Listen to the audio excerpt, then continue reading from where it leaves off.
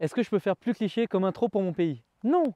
Salut les amis, j'espère que vous allez bien. Et on se retrouve aujourd'hui pour présenter une Seat Leon Cupra. Comme vous avez vu au titre, elle est préparée par ABT. Elle a aussi un kit assez spécifique car elle a des rappels comme la Cupra R, qui est une édition spéciale, donc alimentée par un 4 cylindres 2 litres turbo qui développe d'origine 300 chevaux, 380 Nm de couple pour 19 chevaux fiscaux. Avec la reprog ABT d'origine, elle fait 370 chevaux pour 460 Nm, soit un gain de 70 chevaux et 80 Nm de couple. Pour ce qui est du freinage qui est alimenté par des Brembo, on est sur des disques ventilés et percés de 340 mm pour l'avant. Et pour l'arrière, on a un disque ventilé de 310 mm. Alors il faut savoir que d'origine sur une Cupra, c'est un disque plein.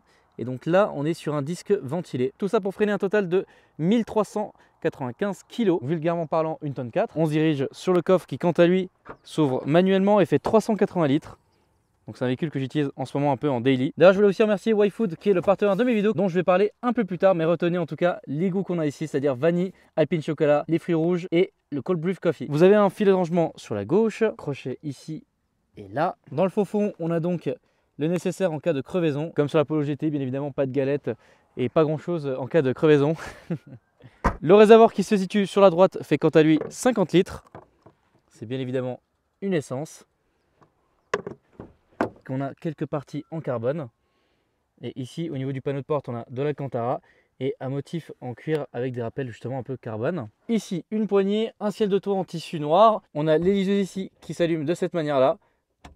Alors un peu spécifique, c'est-à-dire que c'est pas tactile. Un système donc avec un régulateur, ce que j'ai pas vu souvent. Les ventilations à l'arrière, deux prises USB, le porte-manteau qui est ici, pas de filet de rangement pour là. C'est une 5 places.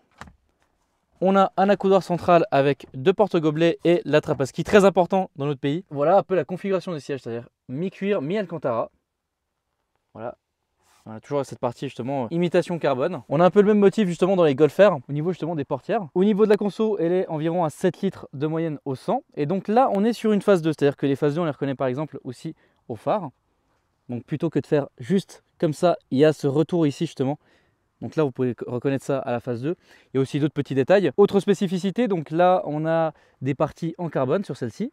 Donc ici, on a les logos qui sont couleur bronze. C'est pas une Cupra R. Faut savoir qu'il y a une version qui est sortie limitée, je crois, à 799 exemplaires, 799 exemplaires, dont à peu près 180 pour la Suisse, qui faisait 310 chevaux. Dispo aussi en boîte manuelle. Là, on est sur une DSG 6 rapports, mais ce n'est pas une R. Par contre, elle a beaucoup d'éléments, dont le béquet à l'arrière, par exemple. Elle a les jantes qui sont peintes de la même manière que la R. Mais la R, on la reconnaît surtout parce qu'elle a un signe ici et elle a deux sorties, pas ovales mais rondes. Voilà, ça c'est vraiment une chose où on peut différencier la R.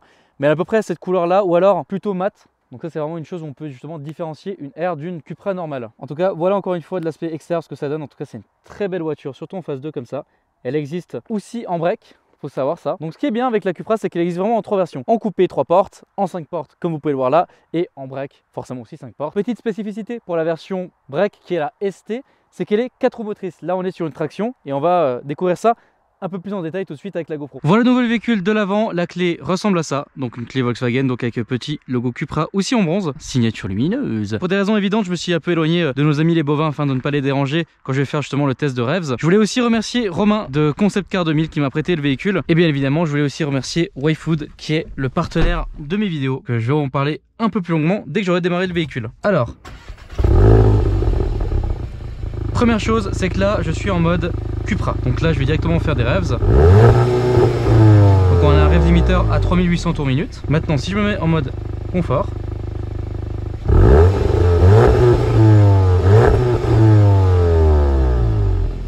donc avant de partir sur cette Cupra, on va représenter nos amis de chez YFood. Donc ils sont un repas prêt à boire qui rassasie durant 3-4 heures. Ils sont en Nutri-Score position A. Alors ça c'est très important.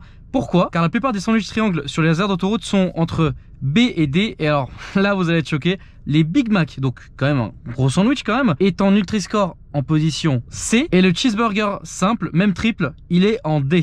Donc autant te dire dans le orange ici. Sauf que là, pas de sucre, pas de gluten, pas de lactose, c'est végétarien. Il existe aussi en version vegan. Là, vous avez une version 500 ml pour 500 calories. Vous avez aussi 330 ml pour 330 calories. Comme c'est noté ici, 26 vitamines et minéraux, riches en protéines. Là, on a Happy Banana. Donc très simple, hein, vous secouez, hop, vous avez ici une petite languette à enlever et ensuite vous consommez.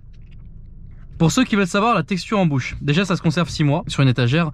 Et c'est un peu la texture de Yop, c'est très agréable en bouche. Ensuite vous avez tous les différents goûts que vous avez vus avant dans le coffre justement. Plus le nouveau goût noisette qui vient de sortir actuellement, donc qui est disponible sur le site internet. En parlant du site internet, voici le code promo qui s'affiche actuellement à l'écran. Le lien est dans la description et aussi en commentaire épinglé. Il existe aussi en barre chocolatée et en poudre à mettre justement dans des mélanges. Sachez que d'ailleurs sur la poudre à la première commande le shaker est offert. Bon, pour revenir sur notre Cupra. Alors donc là on est sur les dernières versions avant qu'on soit totalement sur l'ère Cupra. On a aussi une nouvelle génération de Leon qui est sortie depuis. Donc là comme vous pouvez le voir, on a le full link avec Apple CarPlay, Android Auto, MirrorLink. Tout se fait par câble, ce n'est pas sans fil. On a l'intérieur donc en Alcantara avec des lumières d'ambiance ici. On a les sièges donc qui sont manuels sur cette version ici. On a le toit ouvrant donc en termes d'options déjà. Elle a le son Beats Audio comme vous pouvez le voir ici là.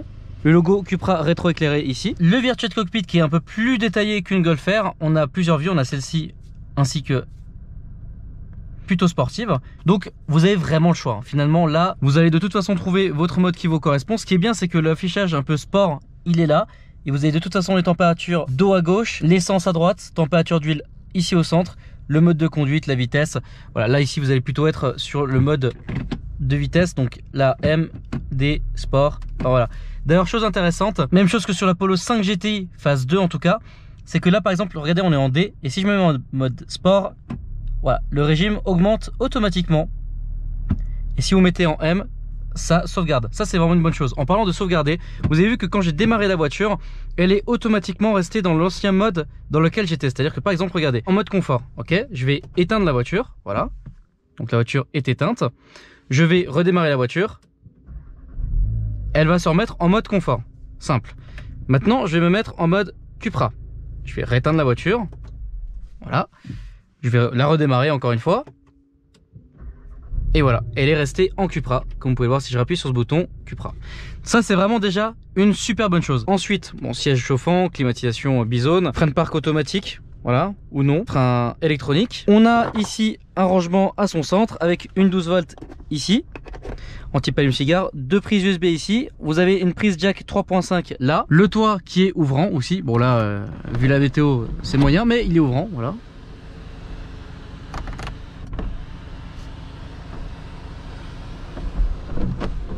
Et ensuite, si je vais vous montrer un petit peu le menu principal, donc voilà, c'est assez vif avec des belles couleurs, ça j'aime bien. Si je vais sur véhicule, on a les informations sport, donc là on peut aussi changer, hein. Donc la puissance du kilowatt, léger, la température d'eau, la pression du turbo, qu'on a ici par exemple, température d'huile, forcément ça c'est très intéressant. Compteur tour. Les informations sport, voilà, ça c'est ce que vous avez un petit peu. Et là vous avez le rappel du mode dans lequel vous êtes. Donc c'est à dire que si maintenant je me mets en mode confort, voilà par exemple, vous allez voir ici, voilà, confort. Voilà, c'est ces petits rappels, c'est pas mal. Je connais un peu la voiture parce que je l'utilise depuis quelques jours, donc c'est quand même pas mal. Et puis écoutez, c'est parti pour la conduite. Donc on va partir directement en mode normal vu qu'on va traverser un village. Allons-y, donc la vitesse de pointe est de 260 km/h, le 0 à 100 se fait en 5 secondes 7. Encore une fois, c'est bon à rappeler que même si c'est le moteur de la Golf R et de la Audi S3, c'est une traction. C'est la spécificité justement de la Cupra par rapport aux deux autres, sauf encore une fois pour la version break. Et c'est pour ça qu'elle fait un peu moins vite que ses concurrentes. Par contre, la version break, elle, en plus avec la reprogrammabilité, elle le fait dans le même temps. Pourtant, elle est en break, donc un peu plus lourde. Elle a l'autobloquant, donc ça c'est vraiment une bonne chose. C'est une bonne pistard d'ailleurs au passage. Et comme j'ai précisé, la version Cupra R a la version boîte manuelle, donc ça c'est vraiment une bonne chose. Il lui manque, ça c'est déjà un petit défaut que je peux noter, une 7ème vitesse, donc sur cette boîte DSG6. Et une autre information très intéressante, c'est que par rapport à une Golf R par exemple, de toute façon on reste bien évidemment sur le même groupe, c'est qu'il n'y a pas de mode éco. Je pense que vous l'avez vu ici. Voilà. L'avantage du mode éco, c'est que si vous retirez votre pied du frein, eh bien il va y avoir moins de frein moteur. Alors pour l'activer, tout simple, pour ceux qui veulent savoir, donc il faut obligatoirement se mettre en mode individuel. Voilà. Aller dans les réglages bien évidemment. Et puis ici justement vous avez éco. En gros le éco vous pouvez le set, mais sur l'individuel. Donc ce qui est un peu dérangeant quand même. Vous voyez, éco. Je comprends pas pourquoi ils ont permis le mode éco directement sur le sélecteur. Est-ce que c'est par rapport aux concurrentes? Bonne question, je ne sais pas. En tout cas, voilà.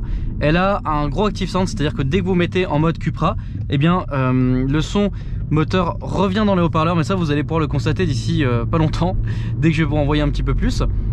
Voilà, en attendant, vous voyez que sur la route ça se comporte quand même bien. Et vous voyez que là, voilà, on est à 50, en mode confort, tout se passe bien dans le village. Et en termes de consommation, donc si je change d'écran, vous avez aussi le rappel GPS à son centre. Vous Ou alors si vous êtes en Waze par exemple sur Apple CarPlay, bah, vous avez Waze ici, ça c'est vraiment très pratique. Mais le GPS est déjà bien intégré à son centre.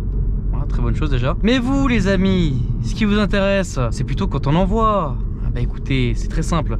Mode Cupra. Hop. Ici, hop, boîte manuelle. On change d'écran. Et là, les amis, c'est parti.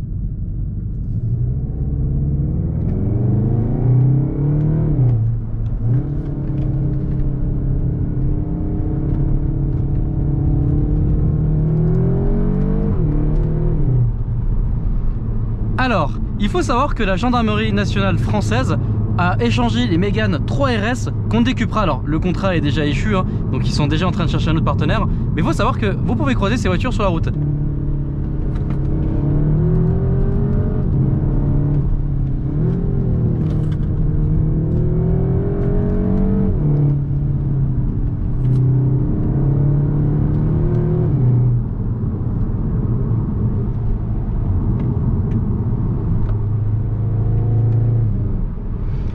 Donc là je sais pas si vous entendez, mais on entend énormément le moteur.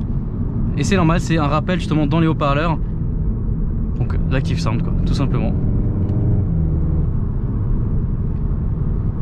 Donc si je devais vous faire le comparatif, écoutez bien justement. Ok. Et maintenant si je m'en mets en mode normal, même chose.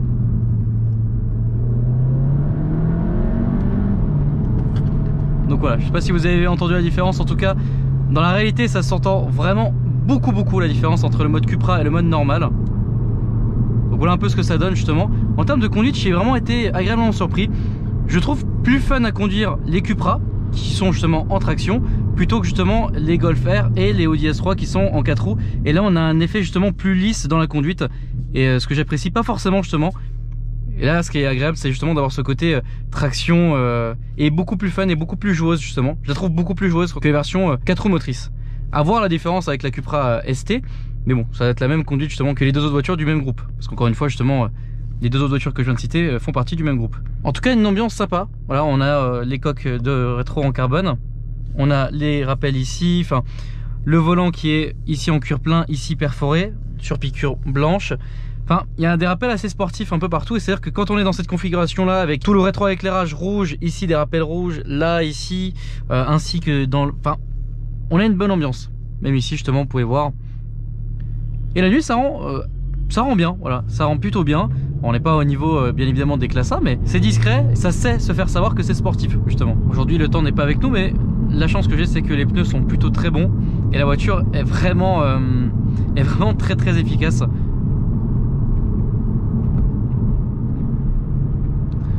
Et nous voilà dans mon vallon, on doit regarder ça là, le soleil qui monte le bout de son nez là, c'est magnifique non quand même.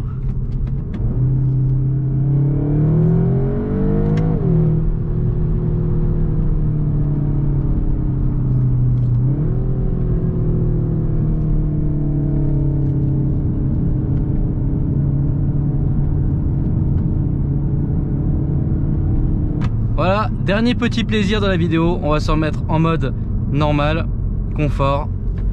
Et puis bah, écoutez, moi j'ai bien apprécié ce petit essai. J'ai essayé une Golf R il y a un petit moment, je crois pas forcément avoir essayé. Alors si une S3 il y a très longtemps, mais c'est bête, mais c'est des voitures qu'on voit souvent et que je sais pas, et que j'ai pas forcément essayé.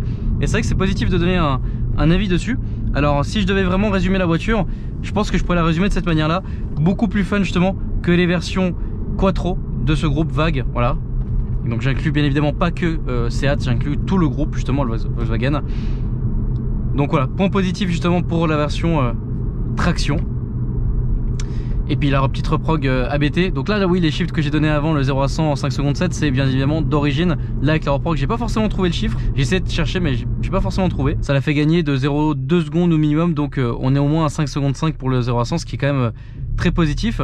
Pour une voiture de ce gabarit là, ça reste voilà, une voiture très polyvalente. Encore une fois, un grand merci au sponsor de la vidéo qui s'appelle YFood. Encore une fois, tout est dans la description et le commentaire épinglé. Et un grand merci à Romain de Concept Car 2000 qui m'a prêté ce véhicule durant la réparation de la Crown Victoria. Et bien évidemment sur les stories Instagram, je jokais, hein, c'était bien évidemment pas du tout une Cupra comme nouvelle voiture. Vous verrez l'année prochaine quel type de véhicule je prendrai éventuellement. Mais en tout cas, mon cœur ne balance pas pour des 4 cylindres turbo. Voilà. À savoir une chose d'ailleurs assez rigolote, petite anecdote assez sympa, c'est que cette voiture là, ce bloc là sans turbo, il développe entre 150 et 170 chevaux. Voilà. Donc c'est assez marrant. Et pour cette fun fact, je voulais remercier aussi Claudio du garage Bellecroix. Voilà. Sur ce les amis, n'hésitez pas à liker la vidéo, à vous abonner et à commenter. Moi je vous dis à la prochaine pour de nouvelles aventures. Salut!